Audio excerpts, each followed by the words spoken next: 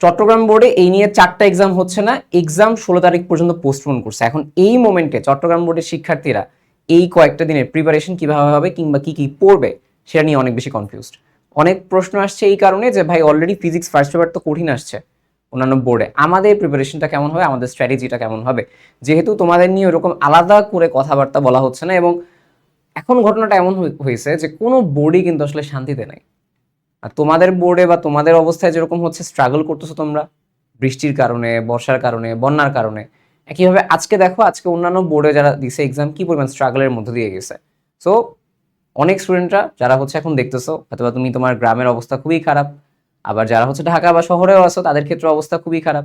তো এখন আমি এই যে কথাগুলো এই কথাগুলো ডেডিকেটেডলি যাদের আসলে এক্সাম হচ্ছে না তাদের নিয়ে আসলে বলতেছি, যদি পড়ার কন্ডিশন থাকে সেই হিসেবে, ঠিক আছে। আগে ফার্স্টে যেটা আমি অন্যান্য ভিডিওতে বলছি যে আগে ফার্স্টে নিজেকে হচ্ছে সেভ করতে হবে, নিজের জীবন, তারপরে হচ্ছে আমি পড়ালেখার হিসাবগুলো আসবে। এখন যদি আমি পড়ালেখা করি আমার এখানে অ্যাপ্রোচ কিরকম হবে ডিরেক্টলি কিছু কথাবার্তা তোমাদের উদ্দেশ্যে বলতেছি। এবং আমি চেষ্টা করতেছি যারা মানে আমার এখন ঘটনা কি হয়েছে জানো, আমার আসলে 3টা গ্রুপকে আলাদা করে প্রিপারেশন নেওয়াতে হচ্ছে।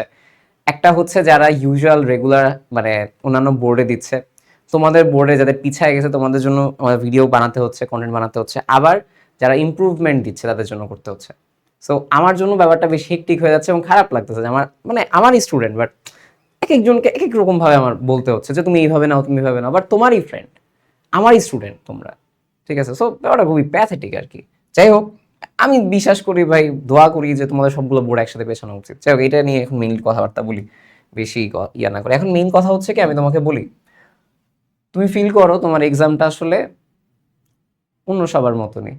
এখন আমি জানি না যে তুমি মাঝখানে কয়দিন কি পড়ছো, মাঝখানে আমি তোমাদের অনেককে বলছিলাম যে তুমি ফিজিক্সটাই পড়বা। এখন তোমার আজকে হচ্ছে 13 তারিখ ভিডিওটা দেখতেছো বা 14 তারিখ ভিডিও দেখতেছো, তুমি তুমি 15 তারিখ দুপুর পর্যন্ত ফিজিক্স পড়বা। 15 তারিখ দুপুর পর্যন্ত ফিজিক্স পড়বা, দুপুর পর্যন্ত মানে যেই সময় এক্সামটা শেষ হবে ওই টাইম পর্যন্ত। এরপরে কিন্তু কেমিস্ট্রিতে একটা গুড অ্যামাউন্ট অফ গ্যাপ আছে, কেমিস্ট্রি 19 তারিখ আর 22 তারিখ। ওই সময় রেগুলার আমি যেভাবে সবাইকে বলবো যে যেভাবে কেমিস্ট্রিটা পড়তে ওই স্টাইলে তুমি অ্যাপ্রোচ করবা। আমি সবসময় একটা কথা বলি যে ফিজিক্সটা সবচেয়ে বেশি প্যাঁচায়, ফিজিক্স সেটা সবসময় বেশি প্যাঁচায়। ওকে, এই বছর সেটা হচ্ছে ব্যতিক্রম হয় নাই। এখন তোমার কাজটা কি হবে, তোমার কাজটা হবে তুমি P1 এবং P2 মানে ফিজিক্স 1 এবং ফিজিক্স 2 এর দিকে তাকাও। তোমার কিন্তু এক্সাম আরো 2টা হয় নাই, ওটা খেয়াল করো। তোমার এক্সাম হয় নাই আইসিটি অ্যান্ড দেন E2। অসুবিধা হচ্ছে E2 বা এইগুলা আশা করি তোমাদের মাঝখানে কিছু না কিছু, যেরকম E2 তোমরা পড়ছিলা দিতে পারো নাই, আইসিটির ক্ষেত্রেও সেম একটা অবস্থা হয়েছে। বাট আমার কাছে যেটা সবসময় লাগে, তোমাদের প্রায়োরিটাইজ এখন যদি আমাকে বলা হয় এই গ্যাপের মধ্যে এই 2টা পড়া উচিত, কারণ এগুলোর সাথে অ্যাডমিশন রিলেটেড, এগুলোর সাথে অ্যাডমিশন রিলেটেড। বা তুমি যদি অন্য কোনো গ্রুপের হয়ে থাকো, আর্টস বা কমার্স, দেখো তোমার মেইন যে গ্রুপ সাবজেক্টগুলো পড়ো আগে, ওইটার সাথে অ্যাডমিশন রিলেটেড থাকে।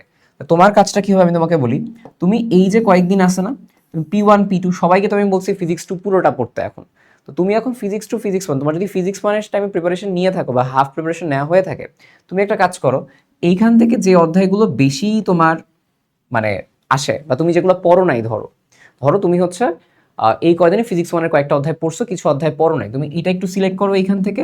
আর এই যে P2 আছে, এই P2 এর যে পারা অধ্যায়গুলো তোমার আছে, পারা অধ্যায় মানে বুঝছো, যেগুলো তুমি পারো, যেগুলো তোমার পড়া আছে ওইগুলো একটু প্র্যাকটিস করো। ট্রাই করো হচ্ছে যেগুলো তুমি অলরেডি এই যে মানে ফার্স্টে বুঝছো P1-এ যেটা তুমি পড়ো নাই কখনো, ফিজিক্স 1-এ যে অধ্যায় পড়ো নাই বা যে অধ্যায় তোমার উইকনেস আছে, একদম না পড়া থাকলেও খারাপ, একদম না পড়ার দরকার নেই, বাট যদি তোমার উইকনেস থাকে কোনো কিছুতে সেটা হচ্ছে ইনক্লুড করো। আর P2 যেটা, ওইটার হচ্ছে তুমি পারাগুলো হচ্ছে এখানে ইনক্লুড করো। আমি বিশ্বাস করি তুমি যদি পড়ার কন্ডিশনে থাকো, ফিজিক্স 1-এর গ্যাপে কিছু না কিছু তোমার কিন্তু পারা চ্যাপ্টার পড়ার কথা তোমার। আমি অনেককে বলছিলাম সেটা হয়তো বা সেটা পোস্টের মাধ্যমে, যে টেলিগ্রাম চ্যানেলটা একটু যুক্ত হয়ে থাকো। আর এই যে কি বলে এটাকে, ইউটিউব চ্যানেলটা, এটাই হচ্ছে তুমি জয়েন হয়ে থাকো যেন আমি এই যে পোস্টগুলো দিলে তোমার কাছে আসে, ঠিক আছে। ওকে, কথা হচ্ছে কি যে তুমি ওইখানে যদি কিছু পড়ে থাকো ফিজিক্স 1-এর সময়, তো আশা করি পারাগুলোই পড়ছো, আর যেগুলো বাকি আছে সেটা পড়বা।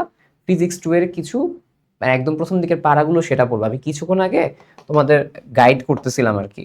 সো তখন তুমি এই অধ্যায়গুলো আগে পড়ো, এই যে এই অধ্যায়গুলো ফার্স্টে হয়ে গেল, এই যেটা এইগুলো হচ্ছে পড়ার চেষ্টা করো আগে, এগুলো আগে পড়ার চেষ্টা করো তোমাদের ক্ষেত্রে এই কয়দিনে। বাকি সবাই তো এই কয়দিনে পুরোটা পড়তেছে, তুমি এই কয়দিনে চেষ্টা করো যে এই যে 15 তারিখ দুপুর পর্যন্ত এইটা।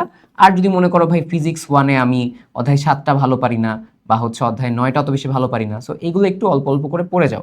এখন ঘটনা হচ্ছে ভালো না পারা মানে কি মানে ডিটেলসে পড়বো এগুলার না, আমি এগুলার পড়বো হচ্ছে ডিরেক্ট সূত্র। কেন বলতেছি, তোমাদের আজকের প্রশ্নটাই দেখো, যারা ভেক্টর বা আদর্শ গ্যাসের কথা চিন্তা করতেছো, এখন এটা কিন্তু ইউজুয়ালি আসে, বাট তোমাদের এবার ওই দুইটা থেকে একটু হার্ড বা এটিপিক্যাল বা ভুল প্রশ্ন আসছে। কিন্তু তুমি ঠিক তরঙ্গতে চলে যাও, তরঙ্গের যে কোয়েশ্চেনটা আসছে ওটা কিন্তু ইউজুয়াল সূত্রের মতনই কমন প্রশ্ন। তো ওইটা কিন্তু যদি কেউ আসলে মানে একটা অধ্যায় স্কিপ না দিত, তাহলে কিন্তু ওই প্রশ্নটা সহজে আনসার করতে পারতো, একটা সম্ভাবনা থাকতো। তো এই জায়গা থেকে আমি বলছি তুমি তোমার সম্ভাবনা বাড়াও। প্রতিটা অধ্যায় যদি বেসিকও করো, সম্ভাবনাটা বেড়ে যায় ভালো পারফর্ম করার। তো এই জায়গা থেকে আমার মেইন তোমাদের প্রতি অ্যাপ্রোচ থাকবে হচ্ছে এটা, যে আগামী যে সময়টা আছে, আগামী 15 তারিখ পর্যন্ত যে সময় আছে, আগামী 15 তারিখ সময় তুমি ফিজিক্স ওয়ানের যা আগে পড়ছো ওইটা আবার পড়ার দরকার নেই। এখন হচ্ছে যেটা না পারা সেটা উইথ ফিজিক্স টু এর পারাগুলো স্টার্ট করবা কোনটা দিয়ে, ফিজিক্স টু এর পারাগুলো দিয়ে আজকে স্টার্ট করো, কালকে একটু ফিজিক্স ওয়ান দুপুর পর্যন্ত পড়বে, এরপর আবার ফিজিক্স টুতে আসবা। এমনি অল্টারনেট করে একটু পড়ো, তাহলে দেখবা সুবিধা কি, যখন তোমাদের ঘোষণা দিবে যে আমি ফিজিক্স ওয়ান এক্সামটা নিব, তখন তোমার ফিজিক্স ওয়ানের পূর্ণাঙ্গ প্রস্তুতিটা হবে। যখন তোমাদের ঘোষণা দিবে ফিজিক্স টু নিব, তখন তুমি স্টার্টই করো ফিজিক্স টু এর অন্যান্য যেগুলো বাদ আছে সেটা থেকে। মানে গ্যাপ তো পাবা তোমরা, একদিনের মতো তো গ্যাপ পাবা মিনিমাম, তখন যেন এটা তুমি অ্যাপ্রোচ করতে পারো। আমার মেইন কথা হচ্ছে তোমাদের উদ্দেশ্যে এটাই, বুঝতে পারছো?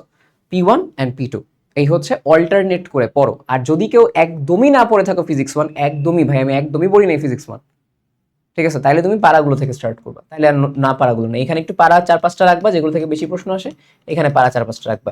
সুবিধা কি, একটু কনফিডেন্স ফিল করবা, মানে কনফিডেন্ট ফিল করবা তুমি যে আমি ভালো প্রিপারেশন নিচ্ছি।